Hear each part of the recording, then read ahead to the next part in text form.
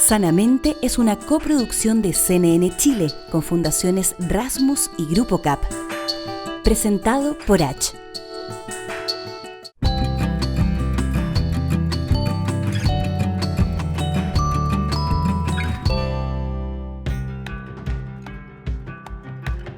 Cuando yo estoy enojada, dormir me hace sentirme mucho mejor y yo me olvido de todo. Jugar con los juguetes, pintar, ¿Y qué te gusta pintar? como unos dibujitos de caricaturas. Cuando mi amigo se siente mal, yo pues le digo que si quiere jugar o hablar con él y decirle qué le pasó.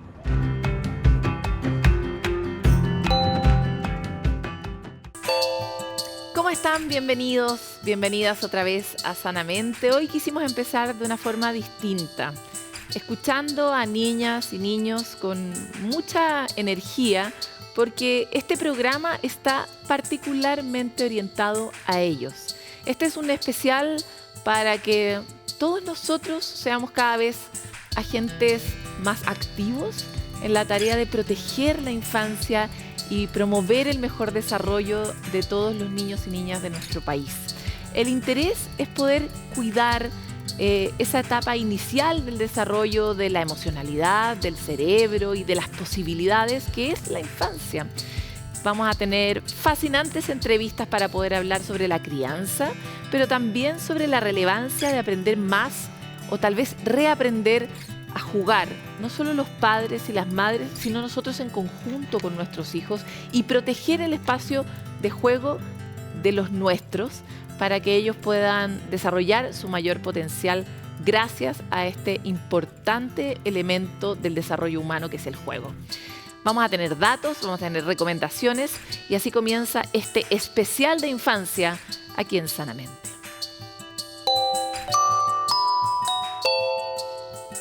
Jugar a la pelota, correr, son actividades que los niños y niñas realizan en general durante los recreos. Sin embargo, no son las únicas.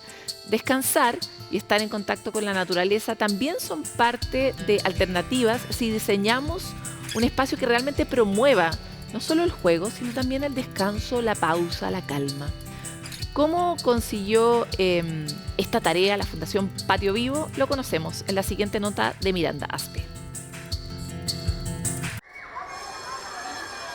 Es un llamado universal, la división entre la sala de clases y el patio, un espacio de encuentro y recreación que todos los niños, niñas y adolescentes esperan para divertirse.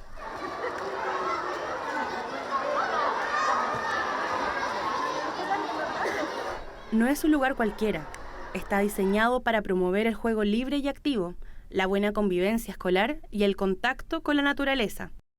Hablamos de Patio Vivo, una iniciativa que incentiva el bienestar socioemocional, físico y mental de la comunidad estudiantil a través de la transformación de patios de establecimientos educacionales. La idea de Patio Vivo surge de haber visto que el patio tenía un enorme potencial para aportar en la educación de los niños, niñas y jóvenes, que todos los esfuerzos estaban puestos adentro de la sala, pero que en el patio ocurrían un montón de interacciones que estábamos desaprovechando. Me gusta jugar en los juegos de allá porque nos podemos colgar, tirar en las cuerdas y jugar entre todos. Puedo jugar con mis amigos, podemos sentarnos en la sombrita, podemos sentarnos allá arriba para conversar y jugar.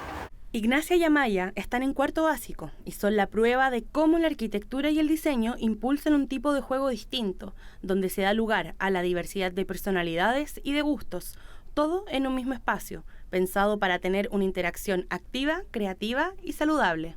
Antes el patio estaba muy monopolizado por el fútbol, por ejemplo, o había un juego en el que estaban todos los niños encima y hoy día, sumado a las áreas verdes que están en todos estos lados, es el gran impacto que tiene el patio, que hoy día los niños más tranquilos, los niños más activos, todos tienen la posibilidad de pasarlo bien en el recreo. Tenemos que pensar que los estudiantes están desde los 5 años a los 17, 18 en un establecimiento y que si la naturaleza no existe y es un patio plano de cemento, no ven cómo pasa el tiempo.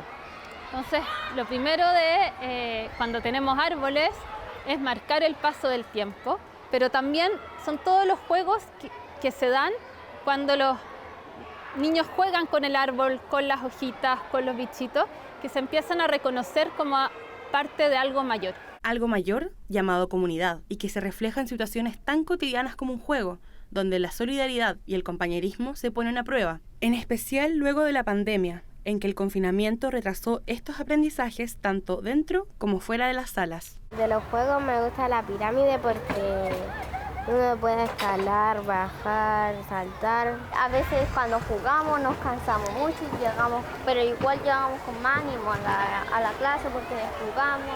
Claramente tiene un impacto en la sala de clases después de que los niños llegan con otra actitud o habiendo como gastado o habiendo desarrollado lo que necesitaban desarrollar para llegar de una mejor forma y con una mejor disposición a aprender dentro de la sala de clase.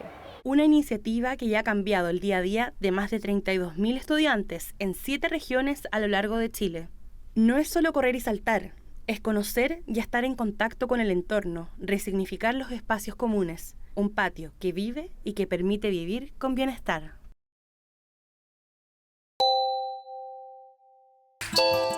A medida que la neurociencia nos ilumina más sobre la forma en que se desarrollan los cerebros infantiles, también comprendemos cuál es el rol que tiene el juego en el desarrollo y crecimiento de las habilidades en los niños. ¿Qué mejor que poder abordar este tema con una amiga de la casa, experta neuropsiquiatra infantil, que lleva tantos años iluminando la tarea de muchos padres, madres y docentes en esta ruta de acompañar el aprendizaje con una mirada muy innovadora? Una eminencia para nuestro país, Amanda Céspedes. Muchas gracias por estar aquí otra vez en Sanamente. Encantada, pues Paloma, gracias por invitarme a conversar de un tema apasionante, verdaderamente. Cuando me encantaría convertir mi declaración en una pregunta, y es, ¿qué rol juega el juego en el desarrollo del cerebro de un niño o una niña? El juego es clave porque tiene un papel a nivel celular, a nivel estructural, por lo tanto, modifica la estructura del cerebro, modifica el órgano y además participa de manera fundamental en las funciones cerebrales, impulsando su desarrollo y enriqueciendo ese desarrollo que se está produciendo. Es decir, tiene un valor muy grande. Integral. Pero me encantaría entrar en el valor celular. ¿Por qué dices que tiene un rol a escala celular? Cuando los niños juegan, especialmente los más pequeños, digamos los primeros 10 años de la vida, se va incrementando, va aumentando la densidad de las dendritas. La neurona, imagínate que es esto, ¿ya? Acá tenemos el cuerpo neuronal, acá tenemos las dendritas, que son las ramificaciones, como las ramificaciones de un árbol, que van a ir a hacer contacto con otra neurona, y tenemos el axón, que es una fibra muy larga que va a hacer contacto a distancia.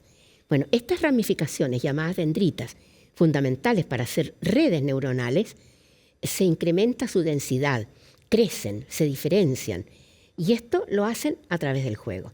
Y esto es a nivel celular. La neurona es una célula, por lo tanto la neurona se modifica estructuralmente.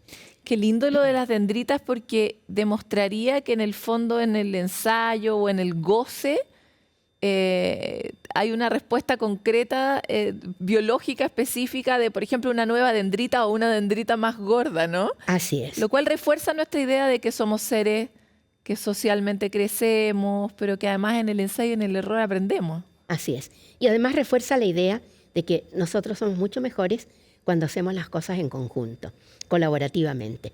Esa es una buena pregunta. Cuando juego solo, ¿me sale la misma cantidad de dendritas que cuando juego acompañado? Por supuesto, claro que sí, de todas maneras. Es interesante eso. De todas maneras. Ahora, ¿cómo podemos, o dónde hemos dejado el juego en el proceso de aprendizaje de los niños y niñas? El juego siempre ha sido el gran olvidado en el proceso de aprendizaje, a partir del momento en que aprendizaje se consideró una absorción de contenidos, ¿no? El niño tiene que absorber contenidos y estos contenidos luego los tiene que demostrar que los aprendió a través de una interrogación, una prueba, un examen. En ese momento comenzó entonces a considerarse que el aprendizaje era algo serio y el juego comenzó a ser relegado. Ahora, esto estuvo vigente, por lo menos a comienzos del siglo pasado, gracias a los grandes pensadores de la educación, muy especialmente a María Montessori, pero luego fue siendo relegado, hasta que quedó relegado lo que es hoy día. ¿No? Puedes jugar en el recreo, ¿no? El recreo es como el momento de perder el tiempo, pero luego entras al aula y tienes que ponerte serio y aprender.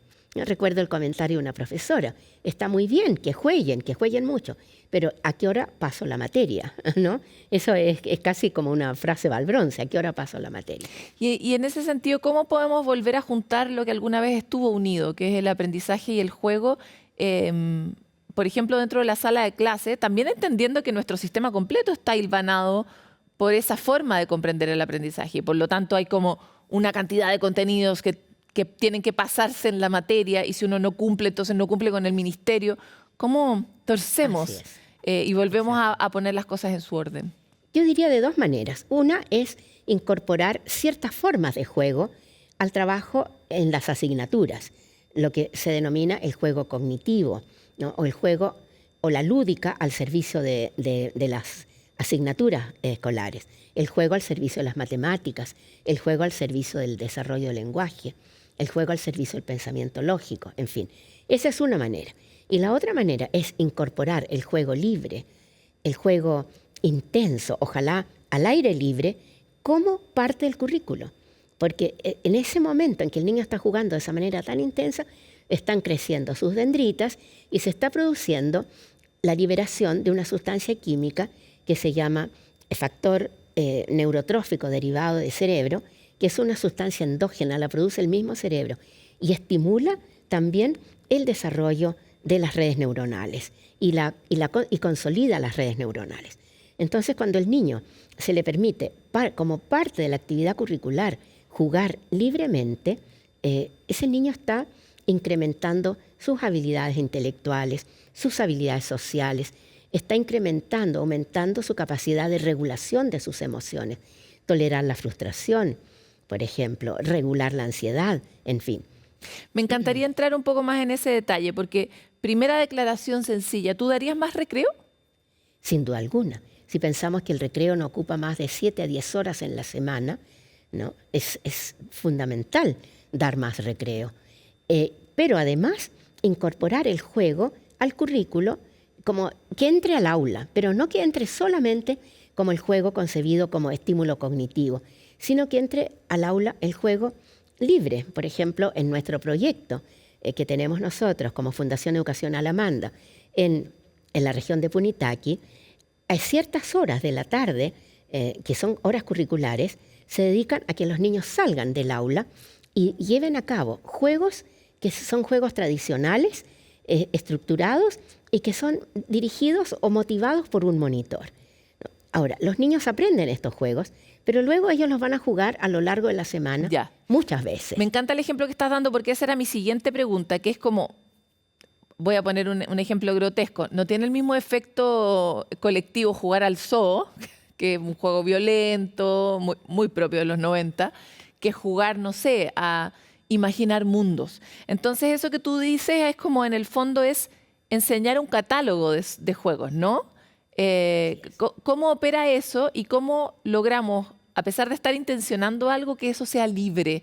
¿Es como más a lo Montessori en el sentido de, mira, aquí tienes todas estas posibilidades, elige el que quieres, o igual uno intenciona un juego? Correcto. El juego de la primera infancia, los primeros 5 años de la vida, es, yo diría por esencia, el juego. Ese juego libre, espontáneo, que surge del interior del niño, que el niño lo crea. El niño fija sus propias reglas, las desarma como él quiere.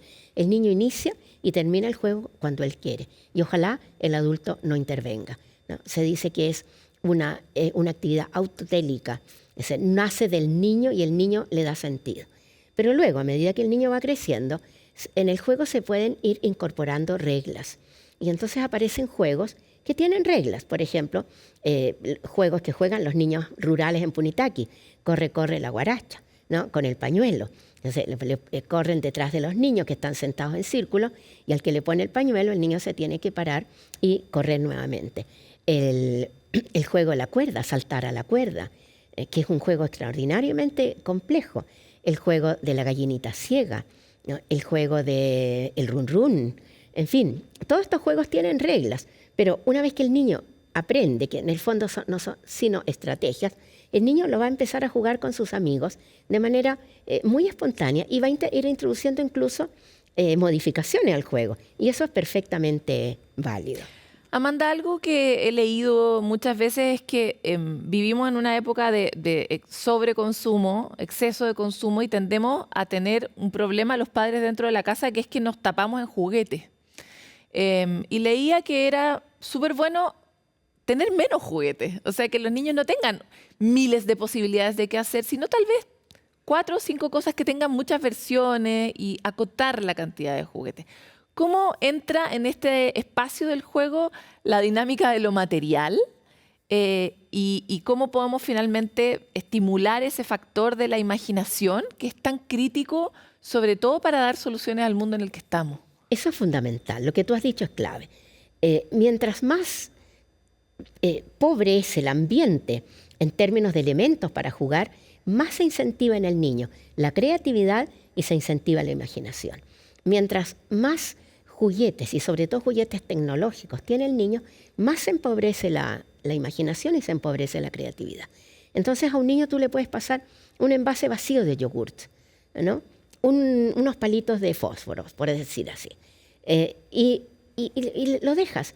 Y ese niño va a crear una cantidad de mundos imaginarios con esos 2 elementos.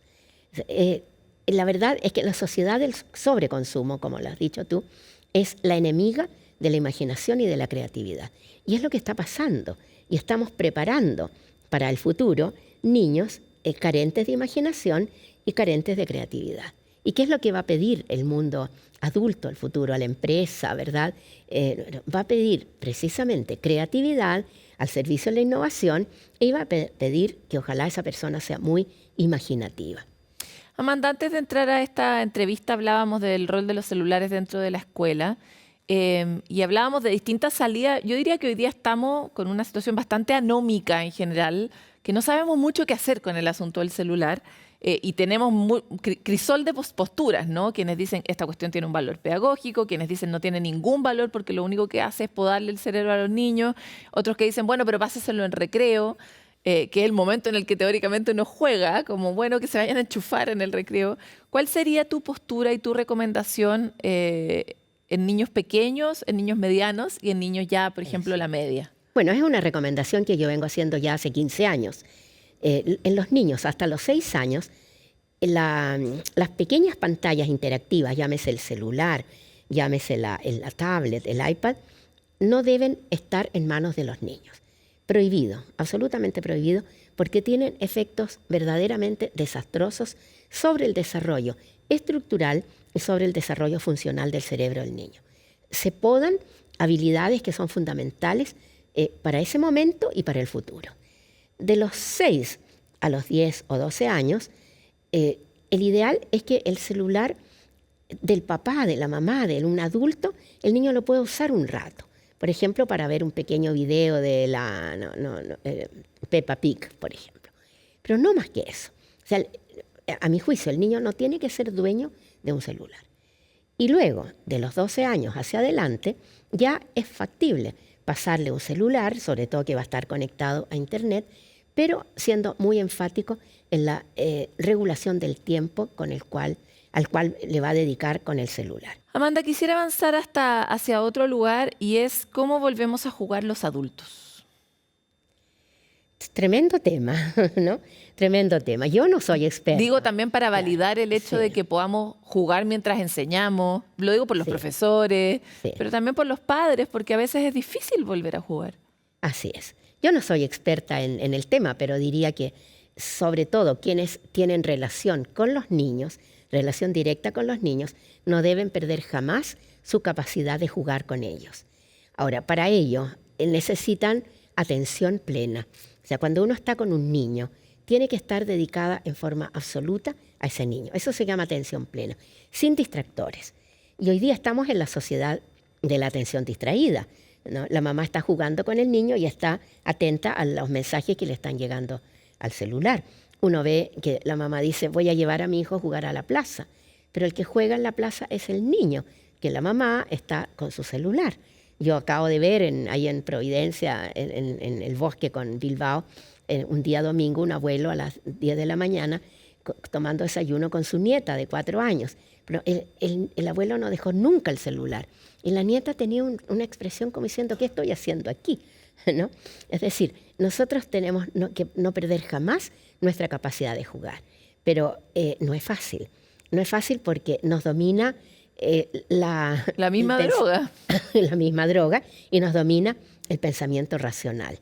Hay adultos a los que les cuesta mucho jugar porque jugar significa desprenderse de las reglas del pensamiento lógico y entrar a la comarca de la imaginación sin fronteras. Y para eso no todos los adultos lo pueden hacer. Pero Amanda, si tú ves que ni la madre ni el abuelo es capaz de contenerse frente al celular, ¿por qué uno puede creer que un niño mayor de 15 años puede contenerse con el celular? Porque hay que educarlo para ello. Hay que educarlo hacia el uso responsable de una herramienta, ¿no?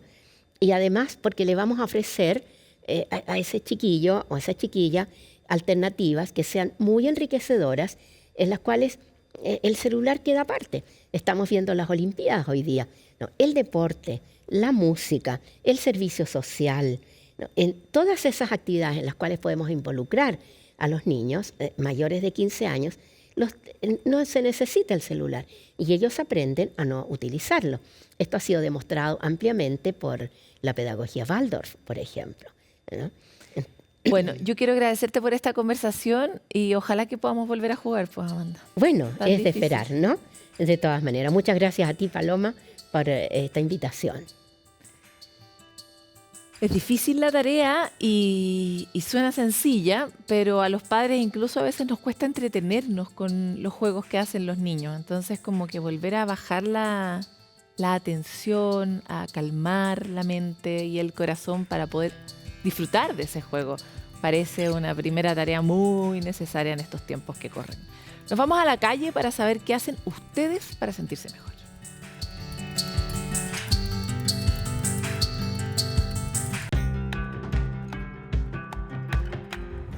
Jugamos fútbol y a veces, no sé, como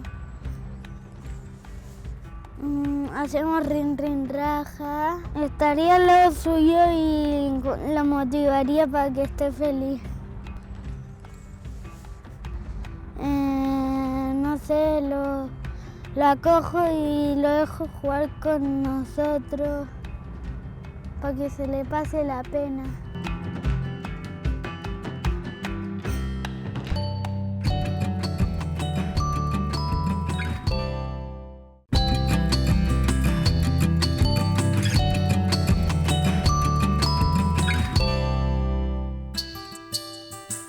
Si hay un tema que llena los pasillos de la Copucha en este momento, son todos los personajes que nos trajo el éxito de taquilla de Intensamente 2.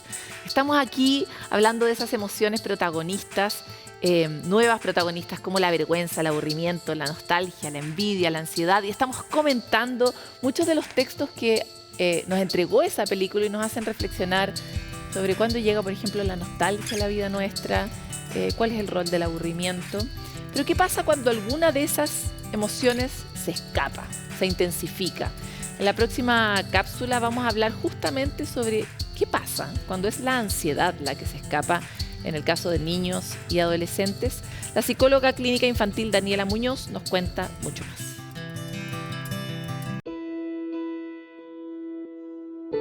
Tenemos que entender que la ansiedad es una emoción compleja, que tiene una función adaptativa, que tiene el rol de movilizarnos, anticiparnos ante posibles miedos, posibles temores. Tiene varios componentes. Tiene un componente cognitivo, que es la preocupación o la anticipación al daño futuro. Tiene un componente somático, que está asociado a síntomas físicos, como el aumento de la frecuencia cardíaca, como la sudoración de las manos, dolores de cabeza, dolores de estómago, espalda, etc. Y también está asociado a síntomas o conductas de evitación. En el fondo, yo tengo una anticipación a algo malo que puede ocurrir. Eso me genera una serie de incomodidades físicas y por lo tanto yo evito esa situación. Pues esto puede ser una araña, puede ser un león o puede ser un examen, una disertación. Y por lo tanto nuestro organismo libera las mismas hormonas que liberaría ante un león que ante un examen, una prueba, una fiesta que tengo que ir nueva, con gente o personas nuevas, que me genera incomodidad. Lo esperable es que hay ciertas edades donde nos vamos a encontrar con ese tipo de ansiedad, como por ejemplo en los periodos de adaptación, cuando yo paso del jardín al colegio, cuando paso de la básica a la enseñanza media y cuando paso de la infancia a la adolescencia. Y en la adolescencia normalmente aparecen estos elementos asociados como al rendimiento social, a hacer amigos, a poder expresarme oralmente frente a un grupo y que nadie se vaya a reír o qué van a pensar de mí. Eso es propio de la adolescencia. Y en la infancia está más asociado a la separación de los cuidadores principales por un temor a perderme, quedar descuidado, desprotegido, etc. Soy ansiedad. ¿Dónde pongo mis cosas? Una nueva emoción. Pero lo ideal es que nosotros no permitamos que se constituya como algo patológico. Y para eso yo tengo que enseñarle a las personas, enseñarle al niño, enseñarle al adolescente a identificar qué es lo que le está ocurriendo, es decir, encontrar el origen. Es importante poder identificar cuál es esa fantasía, qué es lo que realmente puede ocurrir, cuál sería la peor consecuencia y poder enfrentarme a aquello para darme cuenta que en realidad no era tan así como yo me lo imaginé. Es la operación Nueva Riley. ¿Qué es lo que tiende a ocurrir? Es que los adultos no sabemos muchas veces cuál es la emoción, no tenemos el lenguaje. Entonces tenemos que empezar nosotros a aprender a identificar nuestras propias emociones para poder prestar literalmente el lenguaje al niño. El niño todavía no me va a poder decir que sienta ansiedad a sus 5 años, a sus 6 años. Pero si yo le digo, oye, cuando yo era pequeña sentía tal cosa en tal situación. A mí me pasaba esto y me servía mucho, por ejemplo, contárselo a mi mamá. Y le explicas. Entonces él va a poder acoplarse a ese lenguaje para poder expresar aquello que le está sucediendo.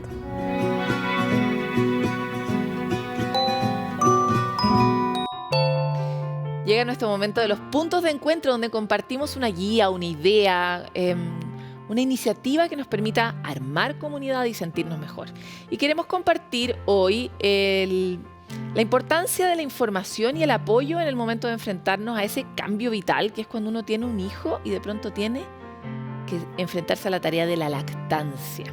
Este es un proceso muy desafiante donde el acompañamiento, el acceso a una guía o tener antecedentes de cómo puede llegar a ser, pero antecedentes realistas, resulta fundamental para que las mujeres podamos vivir este proceso con el mayor bienestar posible. Es un proceso que a veces es muy difícil, pero que con información cambia completamente. La doctora Elizabeth Chong, ginecóloga lactivista de la Clínica Las Condes, explica justamente la relevancia de esta etapa y también enfatiza sobre la necesidad de involucramiento de la sociedad para este proceso madre-hijo. Lo primero que hay que dejar en claro es que la lactancia materna no es sinónimo de apego, ¿ya? Eso quiere decir que si bien la lactancia materna puede facilitar el apego, esto debido a que el contacto piel con piel, el estar constantemente con el bebé, la producción de las hormonas que se producen con la lactancia materna, como es la oxitocina, la prolactina, permiten tener a una mamá que está más tranquila, que está más feliz y de esta forma entonces facilitar el apego y la respuesta a las necesidades de nuestro bebé. Es muy importante que toda la sociedad esté comprometida con la lactancia materna en el binomio, ¿cierto?, madre-hijo o hija. ¿Y eso por qué? Porque nosotros, para que la lactancia en el fondo se pueda desarrollar de forma libre, es necesario que toda la sociedad, tanto la familia, los amigos, el trabajo, puedan apoyar a esa madre y a ese niño para que puedan dar lactancia todo el tiempo que así ellos decidan.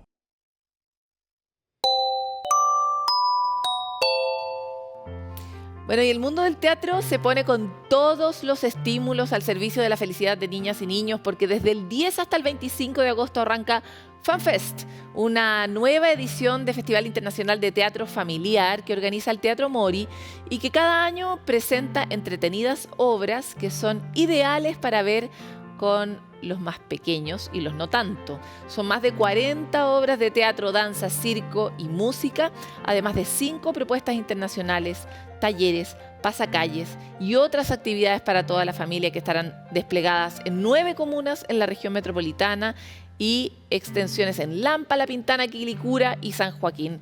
La misión es acercar el teatro a los niños, niñas y adolescentes de Chile en esta nueva edición de FanFest, que va a tener una gran variedad de obras que van a resaltar el valor de la diversidad, de la naturaleza, del patrimonio cultural.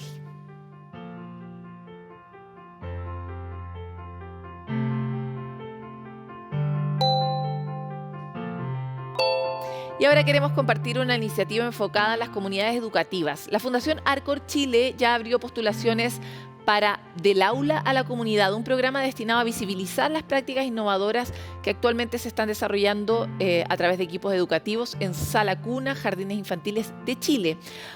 ¿De qué manera se les reconoce? A través de un aporte de 1 millón de pesos a cada establecimiento y a través de una serie documental web que va a permitir justamente visibilizar cada buena práctica seleccionada a través de la creación de cápsulas audiovisuales y su difusión en una serie documental. Las postulaciones están disponibles hasta el 31 de agosto y pueden participar todos los equipos educativos pertenecientes a establecimientos de la educación parvularia en la zona centro-sur del país. María Laura Berner, directora ejecutiva de la Fundación Arcor Chile, nos invita. El objetivo del programa Del Aula a la Comunidad es contribuir a la valoración social de la educación parvularia. Y para eso es importante reconocer las buenas prácticas educativas que hoy ocurren en jardines infantiles. Estas buenas prácticas están asegurando el bienestar infantil y están asegurando que niños y niñas accedan a una mejor educación y a un desarrollo integral. Bueno, y queremos irnos a una pausa, pero no sin antes, como ya es nuestra costumbre, escucharlos a ustedes, que en este caso son nuestros niños y niñas, que también necesitamos escucharlos mucho más. Para sentirme mejor yo leo, escribo en mi diario y lloro. Por cierto, llorar es muy saludable. Y hablo con mi mamá y la abrazo. Cuando yo estoy enojado, respiro y saco. Cuando yo me siento triste o mal, lo que hago es respirar hondo y pensar en las cosas buenas que me pasan en el día.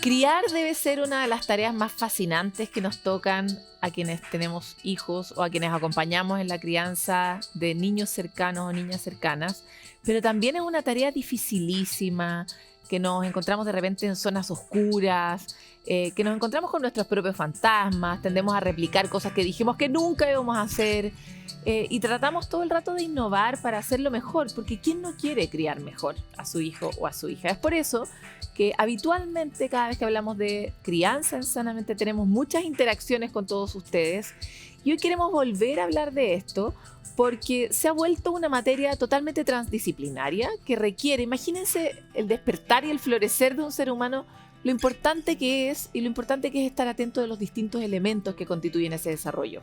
Por eso hoy estamos con el doctor Alfonso Correa, psiquiatra infantil y adolescente, que tiene más de 20 años de experiencia y es autor de varios libros, incluido esta última guía, Acompañando el Camino de la Crianza, que fue elaborado por la Unidad de Salud Mental Infantil de la Clínica Alemana e incorpora temas relacionados con el desarrollo, la salud mental de los niños y adolescentes y más. Bienvenido, muchas gracias por estar aquí.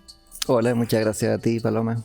Alfonso, quisiera partir sobre esta declaración que hacía yo al final, y es que la crianza o el desarrollo más bien es un proceso complejo y por lo mismo parece ser que cada vez es más consenso el hecho de que se requieren distintas miradas, distintas disciplinas. ¿Cómo lo has vivido tú? Como tú dices, es un bello proceso el ser parte y poder justamente acompañar a un nuevo ser que está en formación, que es tan frágil y a la vez tan fuerte, que tenemos que aprender a conocer. Y no se conoce espontáneamente, uno necesita cierta información y cierta formación como adulto para poder acompañar realmente a ese niño, ¿no? O a esa niña.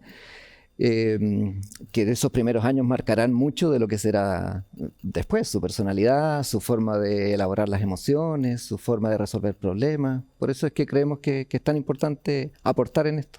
Alfonso, nosotros venimos como del viejo mundo, ¿no? O sea, imaginemos esta era nueva, marcada por la tecnología, por la aceleración, por la cantidad de crisis y cambios, como un nuevo mundo, ¿no? Y en el viejo mundo, de donde venimos todos nosotros, las reglas eran otras. Tú mismo tienes que haber sido criado de acuerdo a reglas que tú hoy día no recomiendas para criar a alguien.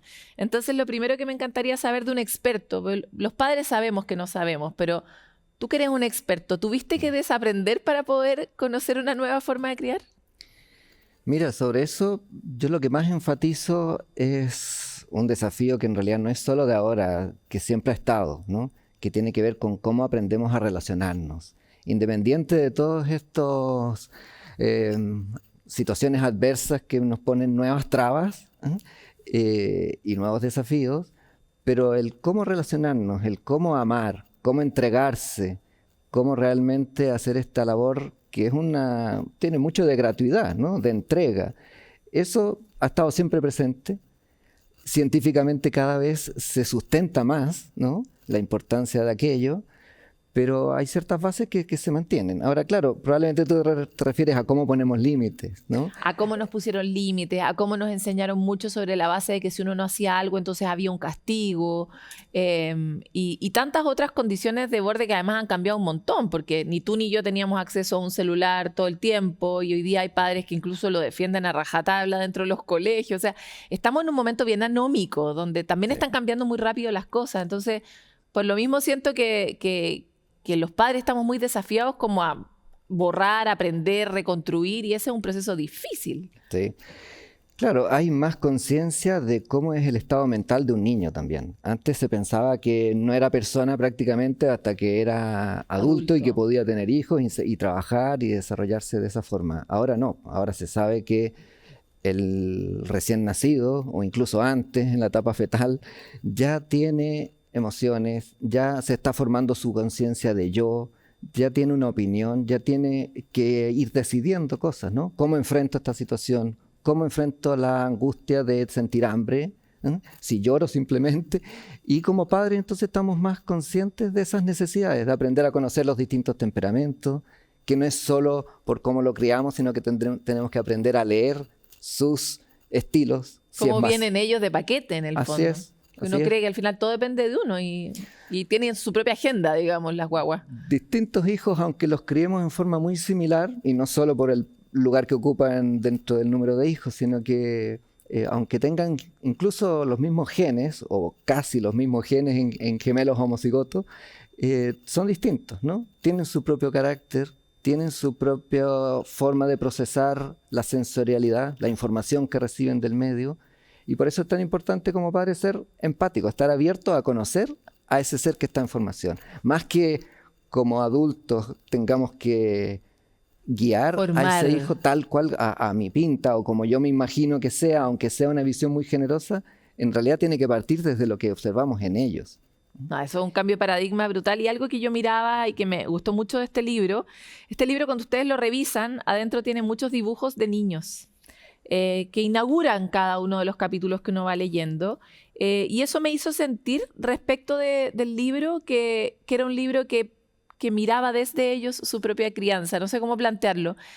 ¿Cómo fue en ese sentido tu rol de editor y la invitación a otros especialistas a la forma de plantear editorialmente el libro con perspectiva de niño o niña? Sí, mira, claro, porque empezamos a hablar del deseo y de la necesidad de hacer el libro en el equipo de la unidad de salud mental infantil, con psicólogos, con psiquiatras, con terapeutas ocupacionales, fonoaudiólogos.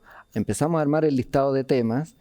Después hubo una pausa en su gestación por el tema de pandemia y que creímos que íbamos a tener más tiempo, pero al final tuvimos menos. Pero se fue creando esa conciencia de aquí tenemos que trabajar por la prevención. Y lo que realmente impulsó el iniciar a hacer el libro y jugársela, en mi caso personal, de creer en él, en que iba a ser un buen trabajo, cuando surgió la idea de incluir dibujos de niños. Porque efectivamente, si la finalidad principal es aportar en el desarrollo de ellos, tienen que estar ellos presentes en el libro. Y la mejor forma era representarlo en sus dibujos. Dibujos que fueron elegidos así espontáneamente de qué dibujo podía ser motivador para el que escriba ese capítulo. Me di el trabajo de elegir los dibujos, inspirarme con ellos y con eso motivar al que iba a escribir el capítulo. Mira, este es el dibujo que va a ser la portada de tu capítulo. ¿Qué quieres decir a partir de eso? Y no solo del dibujo, también de las preguntas de los padres. Bueno, esa era la siguiente. De hecho, este libro surge de la duda infinita, ¿no? Es como un material sustentable la pregunta de los padres sobre cómo tengo que hacerlo, cómo puedo corregir o qué puedo aprender nuevo para hacerlo mejor. ¿Cuántos padres participaron de cuántas preguntas y de qué manera uno debiera poder utilizar este material en su vida cotidiana, en su tarea de crianza? Mira, alrededor de unos 300 padres que respondieron la encuesta que hicimos de qué le preguntarías a un profesional sobre la salud mental y el desarrollo y la crianza. Participaron, como te digo, 200, 300 padres. También respondieron la encuesta pediatras y personas en general que durante ese mes que hice la encuesta quisieron aportar, ¿no? Y de eso salieron unas 600 preguntas. Y bueno, cada autor de capítulo incluyó otras preguntas para darle coherencia al tema, ¿no? Pero de las que ha recibido de sus pacientes, etc. Y bueno, la invitación, o sea, eso genera que el libro sea como un diálogo, ¿no? Y la respuesta que estamos dando como profesionales no es que sea la última palabra, es solo para abrir la formación, para estimular al que el lector escuche la respuesta y con toda la información adicional que tenga, se arme una opinión. O sea, queremos realmente aportar en formar personas, en formar padres para que acompañen en la formación de sus hijos. Y formar pediatras que acompañen a los padres, que acompañen a sus hijos. Y bueno, el libro se puede leer de distintas formas, ¿no? Por orden o por el capítulo que me interese. Incluso tiene al final de cada capítulo sugerencias de otros textos o otras exposiciones, presentaciones o artículos o videos incluso, que también se invita ahí fácilmente a que acceda el lector a ello. Alfonso, después de la pandemia, mientras ustedes creían que iban a tener tiempo para escribir, ocurrió como que se abrió una nueva verdad respecto de cuál es el tamaño, la proporción y la prevalencia de los asuntos de salud mental a través de la población. Y la emergencia en relación a los niños se volvió muy evidente porque la misma pandemia tuvo un impacto en el bienestar y salud mental de los niños, en su falta de acceso a los colegios, etcétera, ¿no? Y a esa etapa que es tan crítica, ese par de años, es un vacío enorme en la vida de muchos niños, en su capacidad de entrenar su sociabilidad, etcétera. ¿Cuáles son ahora, tú como especialista, los grandes asuntos que los padres debiéramos estar atendiendo en la formación de nuestros niños y niñas después de la pandemia? Uno es el cuidar los espacios de interacción. O sea, así como la pandemia también fue una oportunidad de estar más presentes con el niño al lado, pero estar presente ocupado en el trabajo online al mismo tiempo. Entonces no era un estar presente de verdad o tranquilo. Entonces hay más conciencia sobre eso. Cómo cuidar los espacios de relación. La pantalla es otro interferente para la relación. Entonces también cómo nos cuidamos de no dejarnos llevar por el tiempo de uso de pantalla. Y ahí no me refiero solo para que los padres eduquen a los hijos, sino que cómo para como que los adultos, mismos padres se regulen. Así es. Sus propias adicciones, digamos. Así es, adicción o uso o sobreuso. Entonces ese es un desafío grande, cómo cuidamos los espacios de relación, cómo volvemos a valorar un desarrollo más integral. Siempre se ha valorado el deporte, el tiempo al aire libre, los juegos que no son de pantallas, ¿no? Pero ahora yo pienso que hay una conciencia mayor, y también una conciencia mayor incluso del desarrollo no solo físico, emocional, sino que incluso espiritual. O sea, hay una visión más del ser humano o una invitación a que lo miremos en forma más integrada. Ahí veremos si es que realmente aprovechamos esta mayor conciencia y lo llevamos a la práctica. Pero tenemos que tener una mirada integral del ser humano. ¿Y el espíritu cómo entra en esta ecuación? Porque la vida moderna es muy poco sugerente para tener espacios de reflexión interna, de conectarse con lo divino, sea eso lo que sea para cada uno. Y por el contrario, está muy exigida y muy demandada, como que la realidad es una gran evidencia de que no hay tiempo para nada más. Entonces, ¿cómo tú sugieres que las personas aborden el mundo espiritual, tengan la religión que tengan o no tengan religión? ¿De qué estamos hablando en el fondo? Sí. Mira, bueno, yo quería transmitir esta visión integral del ser humano, cuerpo, mente y alma, pero no fue forzado. En el libro se dio espontáneo. Hubo otro psiquiatra que dijo, oye, yo quisiera escribir algo del desarrollo espiritual. Otro dijo, yo quiero escribir algo sobre el desarrollo de la empatía. Otro, una colega que quiso, mira, culminemos el libro con un capítulo sobre educar en el agradecimiento. Son todos temas que claramente se vinculan con algo que va más allá del cuerpo y la mente, ¿no? Por mucho que seamos científicos, seamos psiquiatras y estemos abocados a la atención clínica, y no estamos metiendo nuestras ideas religiosas o estrictamente espirituales con el paciente, pero desde que hay una relación con el otro, está inmerso lo que es el espíritu, ¿no? Hay una definición de espiritualidad que la voy a aprovechar de dar, aunque quizás no viene directo al tema del libro, pero espiritualidad es el cultivo del cuerpo y de la mente que da frutos de armonía y compasión. Puede ser para largo definir el concepto que está detrás de eso, pero espiritualidad no es algo aparte. Como la maicena, que junta todas las cosas, poniéndolo, de manera mucho más prosaica que sí. Tu definición. Digamos. No, muy bien, muy bien.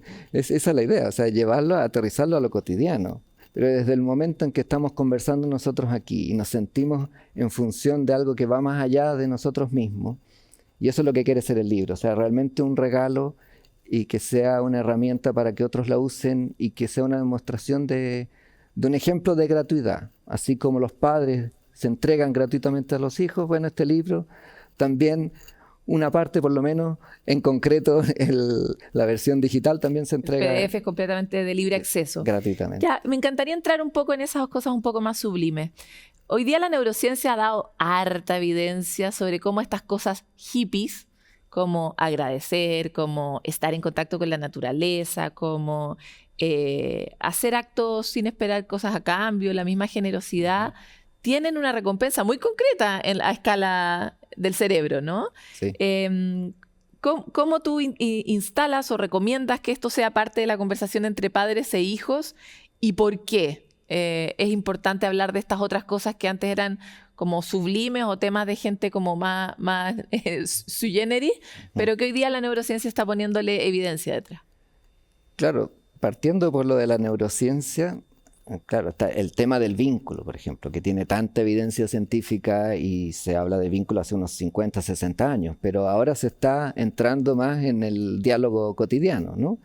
Y ahí sin duda que hay una entrega gratuita, ¿no? De la madre hacia el hijo o de la figura de apego principal hacia el hijo y del hijo hacia el padre. El tema ahí más profundo surge desde el niño en forma espontánea. La verdad que lo vamos acotando e inhibiendo desde el adulto. No es que nosotros como adultos tengamos que enseñarle al niño cómo hablar. A ser agradecido, sí, o a la verdad encontrarse que espiritualmente. El tema surge espontáneo y el tema de la importancia de la relación con la naturaleza, de admirarse con las cosas sencillas, está ahí. Entonces, no hay es que el tratar padre, de no apagarlo. Justamente, esa es la tarea.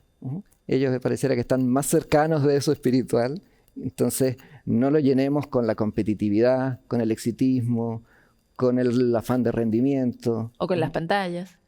O con las pantallas, que es una sobreexposición a una información desmedida, que aunque pueda ser acertada con la inteligencia artificial, quizás incluso una respuesta más acertada desde lo concreto que la que podemos dar cualquiera de nosotros, por inteligente que sea, pero nos saca de esa flexibilidad que es tan propia del humano.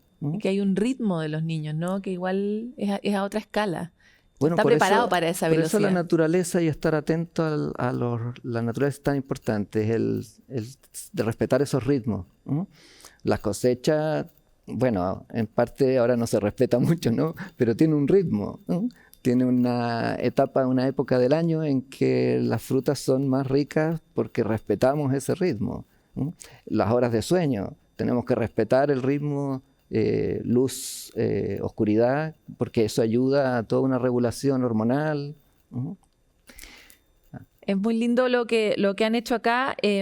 Alfonso, te quiero agradecer por esta conversación y también te dejo como para que hagas una invitación a los padres y madres que nos están viendo como para que puedan usar esto en su casa. Sí, pues los invitamos a que puedan disfrutar de este libro, que lo tomen como una herramienta para adquirir más información, que les ayude a formarse, a interiorizarse, a pensar, a reflexionar y a sacar sus propias ideas y podamos crecer juntos, acompañarnos en este camino de la vida, en el camino de la crianza. Muchas gracias, Alfonso. Gracias. Bueno, ustedes saben, a nosotros estos temas nos obsesionan y por eso los tocamos una y otra vez. Parece que nunca es demasiado volver a hablar sobre esto y siempre uno aprende algo nuevo, lo que es fascinante. Y si además tiene una guagua con quien ponerla en práctica, la cosa se vuelve hasta entretenida. Ayudar a otros y ser empático tiene efectos directos en el cerebro que ayudan a reducir la ansiedad y también el estrés. Más aún, ser solidarios es una conducta que además se contagia. Todo esto se los queremos contar profundamente en la siguiente animación.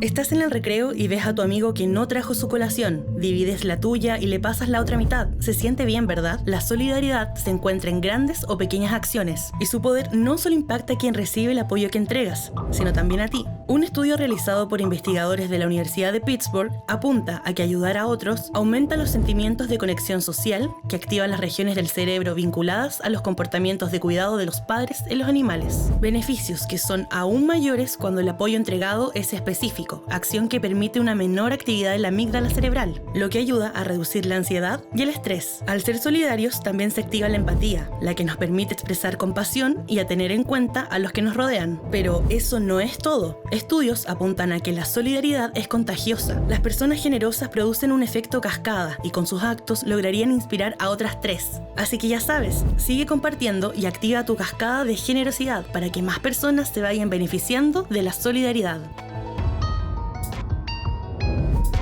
Bueno, y ahora llegamos al momento de los recomendados, que es donde nosotros les sugerimos cosas fascinantes, esta vez desde el mundo de la lectura, para poder compartir con ustedes esta semana este libro Pedro y su TOC, que cuenta la historia de un niño que comienza a sospechar que algo distinto le está ocurriendo y necesita compartir esta inquietud con su familia. ¿Cómo va a enfrentar el trastorno obsesivo-compulsivo? Esta es una respuesta que vamos a poder conocer en el título escrito por Tomás Miño Landón, quien un psicólogo clínico de la Universidad Católica y especialista en tratamiento de este trastorno. Ustedes van a poder encontrar la narración de la historia de Pedro, pero también información concreta sobre la terapia cognitivo-conductual, muy recomendada para abordar este trastorno, y todo desde la perspectiva de su protagonista, Pedro. Está disponible en las librerías de Chile y para entusiasmarnos con esta lectura vamos a escuchar a continuación a Tomás Miño, su autor. Pedro y su TOC nace como una manera de darle voz a una condición de salud mental que se conoce muy poco, pero que merece toda nuestra atención, como lo es el trastorno obsesivo-compulsivo infantil. Es un libro que está pensado para niños, niñas, adolescentes, jóvenes con TOC, sus familias, colegios, pero también ha tenido una muy buena recepción en adultos que a través del libro han podido conocer y comprender sus propias vivencias con TOC. Como autor del libro y como psicólogo especialista en TOC, espero que sea una herramienta muy útil para la comunidad, que permita poner sobre la mesa la temática de la salud mental infantil, pero que también sea un instrumento que acompañe a todas las personas que tienen TOC, porque también se incluyen en el libro herramientas terapéuticas que están basadas en evidencia y que pueden ayudar a lograr una adecuada recuperación del TOC. Llega al final de este capítulo dedicado especialmente a la niñez, a la familia, a todos los padres y madres que combatimos con nuestros propios demonios para tratar de ser un apoyo, un impulsor de nuestros hijos o hijas. Hoy pudimos profundizar sobre la crianza, el juego, su función fundamental en el desarrollo del cerebro de los niños, y también hablamos sobre cómo los padres debemos encontrar una manera de jugar junto a nuestros hijos. No me gusta mucho usar la palabra debemos, pero podemos, y sería increíble porque es importante que siga siendo un juego para nosotros también y podamos aprovechar esos momentos de crecimiento conjunto, de relajo, de secreción de oxitocina por el amor que nos producen nuestros hijos, no solo para demostrarles el amor verbalmente, sino en un acto práctico, ¿no? Para cerrar, queremos compartir con ustedes, pertenecientes a nuestra comunidad, el siguiente dato. En el sitio web www.inju.com.cl/hablemos de todo pueden encontrar una plataforma de información y apoyo para las y los jóvenes de Chile que necesiten o deseen informarse sobre el autocuidado y el bienestar. Se entrega información libre de estigmatización sobre 20 temáticas junto a distintas iniciativas públicas y privadas que están a disposición para abordarlas.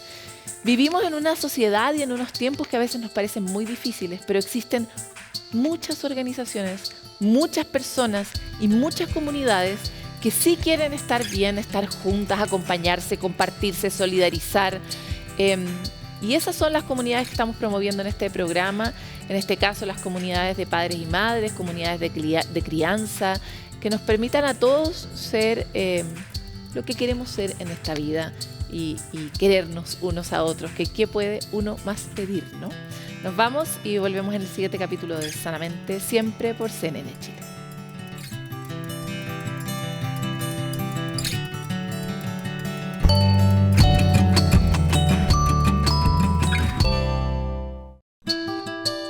Sanamente es una coproducción de CNN Chile con fundaciones Rasmus y Grupo CAP. Presentado por H.